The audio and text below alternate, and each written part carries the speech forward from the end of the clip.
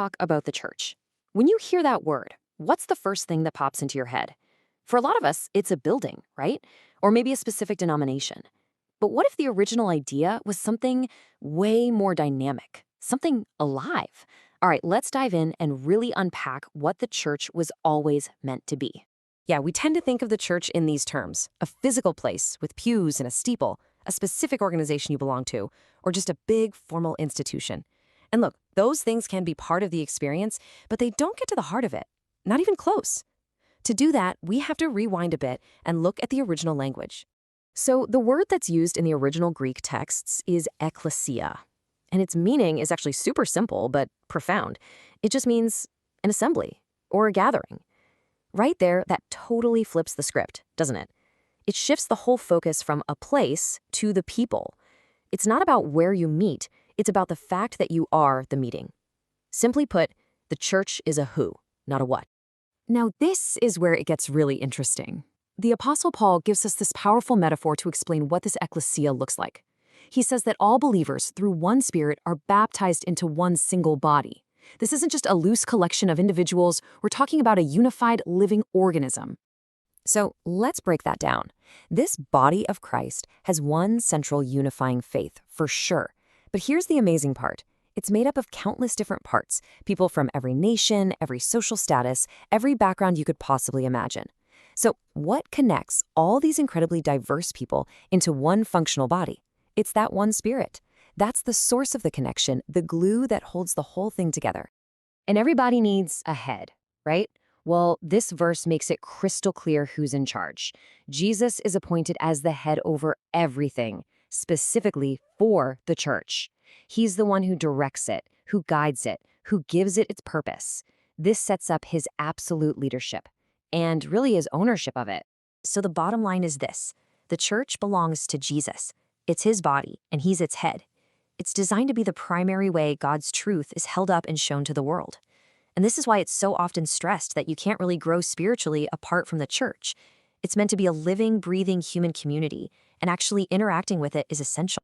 Now, this brings us to a verse that has been the source of, well, a ton of historical debate and even division. Jesus says to his disciple Peter, "On this rock I will build my church." And that one line has led to a really big question. Is Peter himself the foundation? Was Jesus setting him up to be some kind of special authority, maybe the first pope, on whom the entire structure of the church rests? I mean, on the surface, reading it in English, you could see how someone would think that. But there's a clever bit of wordplay happening in the original Greek. Okay, check this out. The original language reveals this fascinating distinction. You've got two different words here.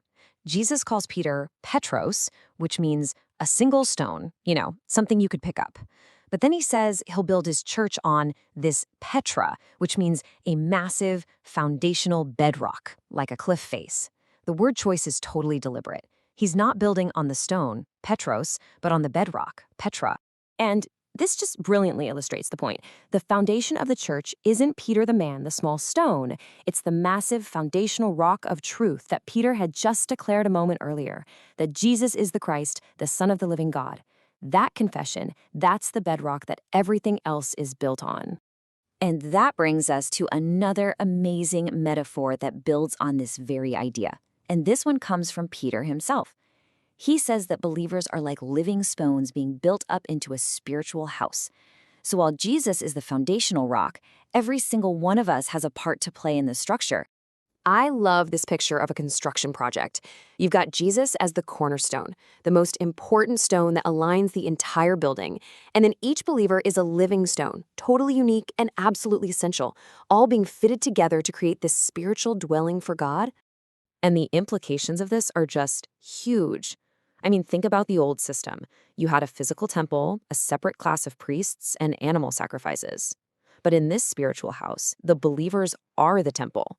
We are the priests with direct access to God, and we offer our own lives as living sacrifices dedicated to God's purposes. It collapses all those separate roles right into the community of believers itself. It's a game changer. So let's bring this all home. After exploring these ideas, the body, the spiritual house, we can see that our initial idea of the church as just a physical location, well, it just doesn't hold up. It's not a place you go to on a Sunday morning. It's a community you are. It's who you are every single day. You're part of a living, breathing organism, a body, a dynamic, growing structure, a spiritual house. It's an identity, not a destination. And this is why it matters so much. Interacting with this community of fellow believers isn't just a nice idea, it's presented as being absolutely essential for our spiritual health. We are literally designed to function together. So that leaves us with a final thought to reflect on. If the church is this incredible spiritual house, and you are one of its living stones, what is your unique part in building the whole? What role do you play in this great collective project?